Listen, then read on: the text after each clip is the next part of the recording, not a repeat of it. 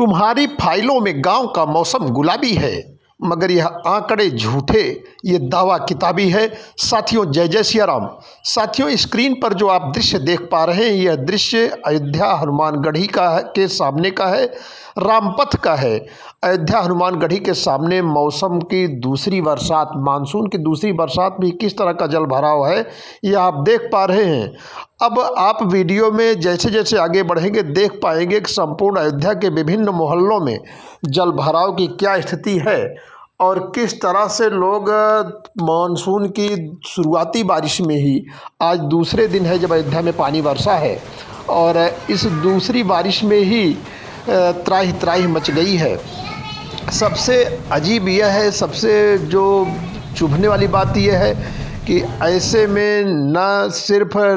Ayodhya mayor का phone switch off है, नगर विधायक या उनके प्रतिनिधियों कहीं अता पता नहीं है, बाकी जनप्रतिनिधि भी सड़क पर लोगों के बीच नहीं दिख रहे हैं और किसी तरह के कोई ऐसे प्रयास नज़र नहीं आ रहे हैं कि लोगों को थोड़ी मानसिक रूप से राहत मिल सके और कुछ भविष्य के प्रति आश्वस्त हो सकें। हाँ, यह ज़रूर है कि यह जलभराव राजनीतिक हलकों में एक बहस को जन्म देगा और ऐसे लोग जो सरकार के प्रयासों को अयोध्या के लिए नाकाफ़ी बता रहे हैं, जो भारतीय जनता पार्टी और उसकी सहयोगी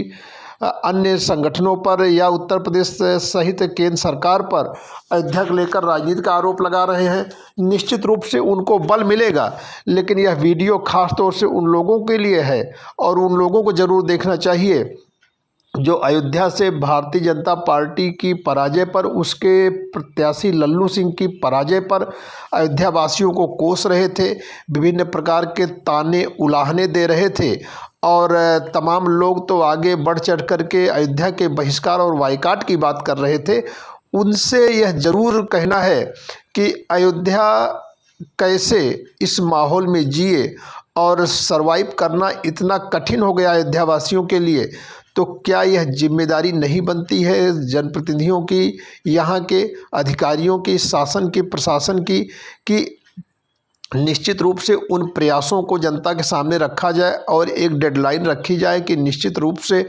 इस समस्या के समाधान के लिए यह और यह प्रयास किए जा रहे हैं और थोड़ा सा उनके घावों पर मरहम लगाने की कोशिश की जाए।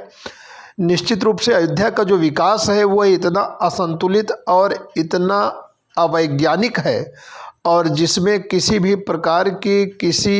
दूरदर्शिता की तो कोई बात नज़र नहीं आती। हाँ, आपाधापी और लीपापोती नज़र आती है।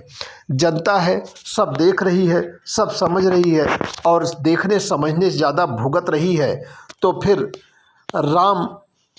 भगवान को हृदय में धी धारण करेगी और उन राम भगवान के नाम पर राजनीति करने वाले और अयोध्या को इस दशा में धकेलने वाले लोगों पर भी मेहरबान हो जाए, इस बात की क्या गारंटी है। अभी भी कुछ नहीं बिगड़ा है, बस ज़रूरत इस बात की है कि अयोध्या की एक नए सिरे से पूरी प्लानिंग करके और ड्रेनेज सिस्टम या अन्य सिस्टम को विकसित किया जाए और इसमें पूरी पारदर्शिता और वैज्ञानिकता के साथ तो काम किया ही जाए। साथ ही साथ अयोध्या वासियों की राय भी ली जाए और उस राय के मुताबिक और पुराना जो सिस्टम चला आ रहा था उसके बरक्स एक नया सिस्टम विकसित किया जाए जो उसके अपोजिट न हो बल्कि उसके पैरेलल हो, समानांतर हो और निश्चित रूप से इस तरह से अयोध्या को एक अच्छा शहर बनाया जा सकता है। अन्यथा उन लोगों से भी एक निवेदन है जो अयोध्या को किसी विशेष वजह से भी चुनावी मौसम में कोस रहे थे, उनकी नाराज़गी अयोध्या में किसी खास राजनीतिक दल के प्रत्याशी की पराजय को लेकर थी और वह अयोध्या को कोस ही नहीं रहे थे, अपितु गालियां या अपशब्दों का प्रयोग भी कर रहे थे। साथ ही साथ वह यह भी कह रहे थे कि अयोध्या एवं अयोध्या वासियों का बहिष्कार किया जाना चाहिए और बहिष्कार को तमाम तरीके बता रहे, सुझा रहे थे। उन सबको भी देखना सोचना चाहिए कि आखिर अयोध्या के दिल में राम हैं, तो फिर राम के लाने का दावा करने वाले या राम को भव्य मंदिर में पहुंचाने का दावा करने वाले लोगों के साथ अयोध्या क्यों नहीं है। इस बात का विचार जितनी जल्दी करके और सुधार कर लेंगे, अयोध्या उनकी हो जाएगी, क्योंकि अयोध्या का तो मानना है कि श्री राम मैं सब जग जानी, करो प्रणाम जोर जुग पानी।